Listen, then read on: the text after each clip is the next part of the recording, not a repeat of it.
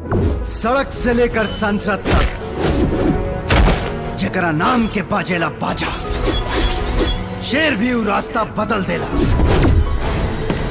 जौना पर चलेला एक्शन राजा। एक्शन सुन के इतना टाइट रिएक्शन मत दे, काम के बाद सुन। अरे तोरा जैसन 100 गो मिल के भी एक्शन राजा के शिकार ना कर सकेला।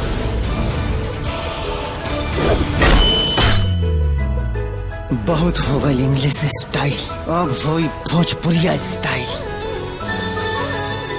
जान तेरे बिना जीना गवारा नहीं, आशिक है हम तेरे आवारा नहीं। शतरंज के बिसात पे सम्राट बिहारी प्यादा के नार राजा के मारेला।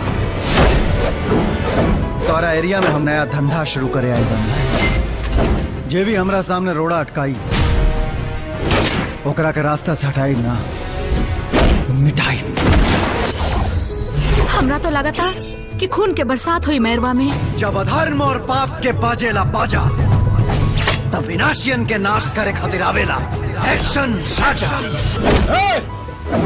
इस सोच के कि तोहरा के समझ आ गई हुई कि जंगल में रहे के बाद सलामी खातिर शेर के सामने हाथ उठावे के पड़े।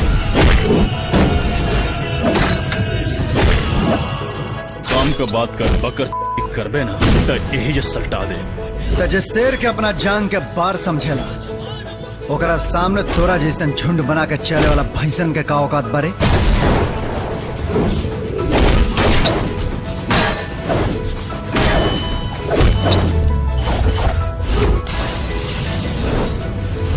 एक्शन राजा, नाम में तो वजन बुझाता।